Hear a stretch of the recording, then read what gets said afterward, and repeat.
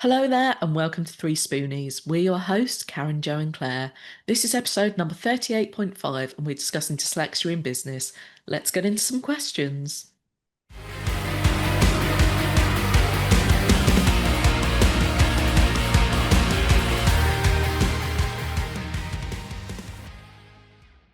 I'm Jane, and I'm an osteopath of a very busy growing clinic. It's growing because I'm supported by the secret weapon for healthcare clinics, Live Link Resource. They're brilliant. They do everything that a practice manager does, and more, but remotely. That's if I had the funds and space for a practice manager in my clinic, which I don't, as I use every bit of space for treatment. I didn't want to manage employees, and I certainly didn't want to pay the pension and the employer's NI and everything that involves. So I have a single invoice that's tax deductible every month, and that's it. Every day I go to the clinic and it's full. Any cancellations have been rebooked, all payments taken, and I'm ready to go. And the patients love the friendly LiveLink team, and I often get many compliments about how wonderful they are. I don't even have to think about emails, insurance, health codes and inquiries. That's all sorted seamlessly for me. LiveLink are the ambassadors for my clinic, my cheerleaders, my support when I need a bit of a boost. They always have my best interests at heart. And I have my life back to spend time with friends and family and do the things I love. The worry and stress have disappeared. I call them my secret weapon, and I'd like to keep them to myself. But they have so many talents, it would be rude not to share them with other osteopaths, physios, podiatrists and other practitioners. So I'll whisper their name. Live Link Resource. Call them now. Hello, I'm Karen from Pony Pony Pony. And I'm Jo from Bright Cat Business Solutions. And I'm Claire from Sparkle's Gift Boutique. And together we're 3Spoonies navigating our way through life and business with not enough spoons. We are joined again by our lovely guest expert, Jacqui Kibby. Hello, Jacqui. Hi. For anyone who wasn't here for the main episode, would you like to tell us a little bit about you and what you do? Yeah, so I'm Jacqui Kibby and I started Scorpius Books, which is a book publisher. And we were the first book publisher in the UK to produce dyslexic-friendly fiction for adults. Marvellousness. Claire has some questions for our community for you. I do. So our first question is from Andy. And he says, someone I work with refuses to read anything on coloured paper. I would have no problem with printing out on a specified colour to help someone, but this feels weird. Should I view it as an accessibility thing and just do it?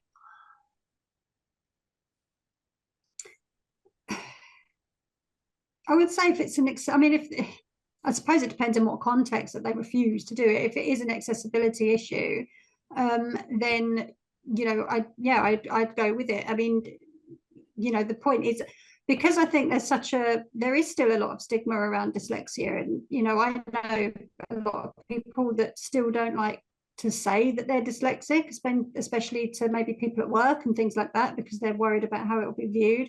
So there may still be, people that don't like to say they're dyslexic, but just ask for certain things to be done in a certain way and hope that people will just go with it. So yeah, I'd potentially say that it's being asked for an accessibility reason. So I'd go with it. Yeah, I think that's how I took it, but it's for harder questions. You never know context. No, exactly. Our next one is from Katja, who says, can't get my words out. I really struggle with spell checkers. They never seem to suggest the word I mean. Is there a better option? I can't stand autocorrect things on my phone. It's forever like making me say things I didn't want to say. I suppose it depends in what context you're using it. I suppose if it's something like a Word document, and you're using actual spell checker, there is a thing on there. I think if you go through it and go with the actual editor, I think in Word, it will bring up suggestions of things you can use, and to also then use the thesaurus option as well, where it will give you alternative meanings for the same word.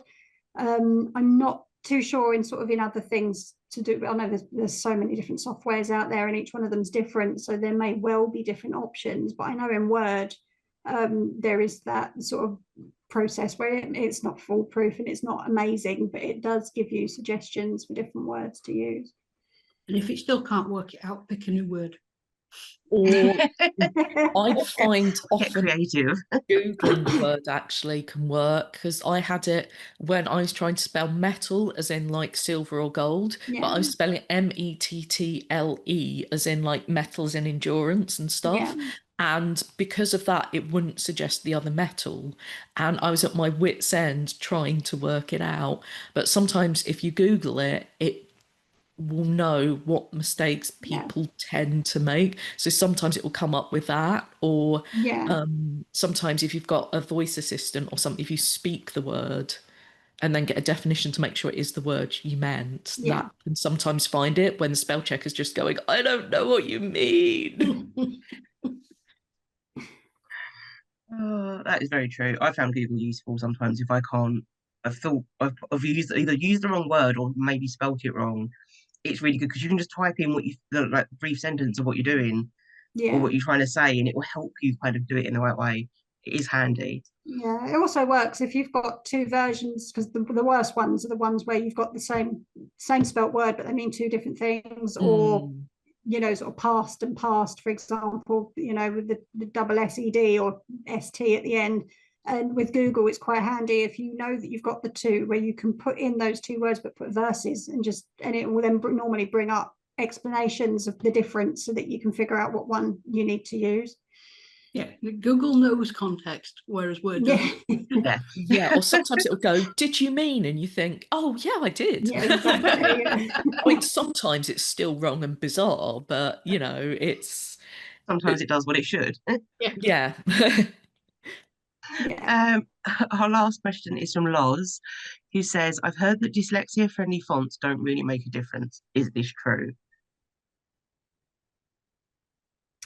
There's a lot of as I said, we use Verdana, which is it's a regular font, but it's classed as being dyslexic friendly because it's a sans serif font, so it doesn't have all the wiggles and flourishes at the end of Y's and G's and everything else.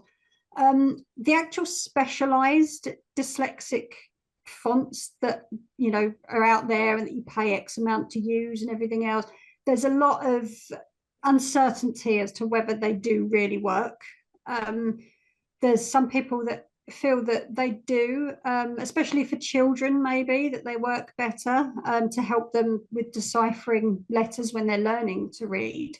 But whether it makes a huge difference to older readers, I think the jury is still very much out on that. You've got some people that swear by them and other people that just basically said, well, there's no difference between a regular sans serif font and the what is classed as a dyslexic friendly font.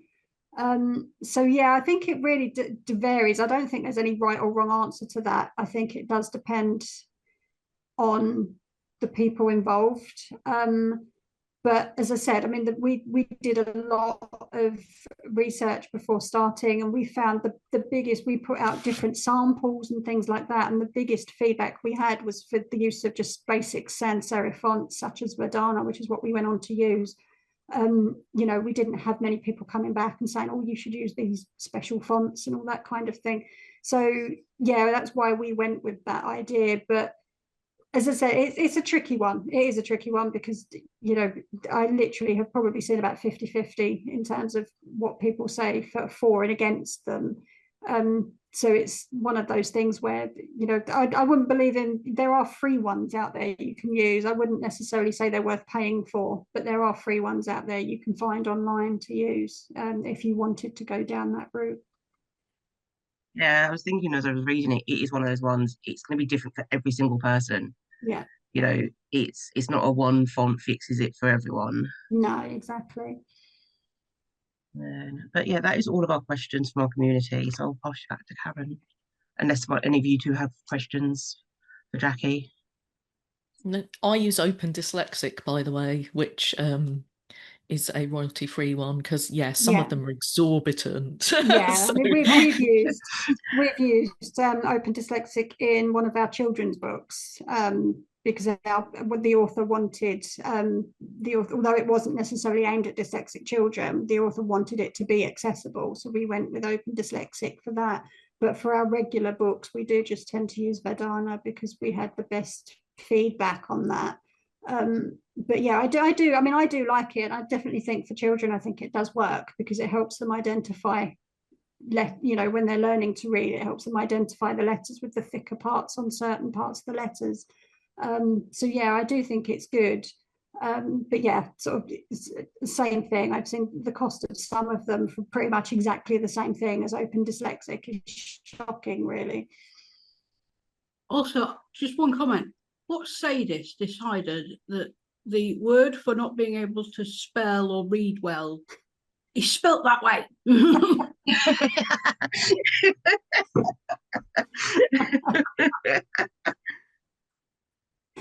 It's very true. Bizarrely, one of the few words I can consistently spell, but is that because you've had to?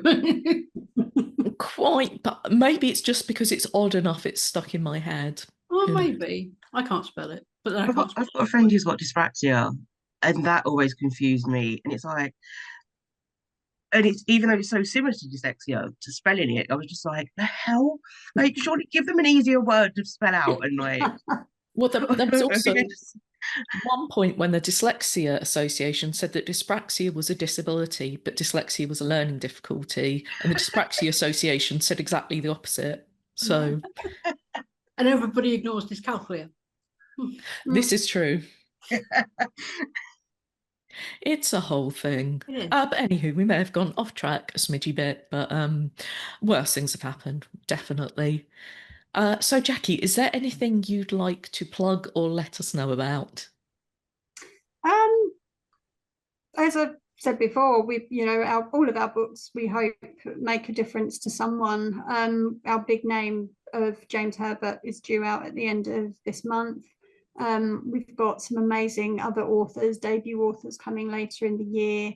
And we also, which I forgot to mention earlier, the other sort of big news that we had was obtaining the rights to publish in dyslexic-friendly format 3 books linked to the Thunderbird series by Jerry Anderson. So they'll be coming out later this year and into early next year as well. So again, sort of, trying to get more recognized sort of names, if you will, so that we can sort of make the dyslexic side of things more people more aware of them, so that they become more accessible to everybody.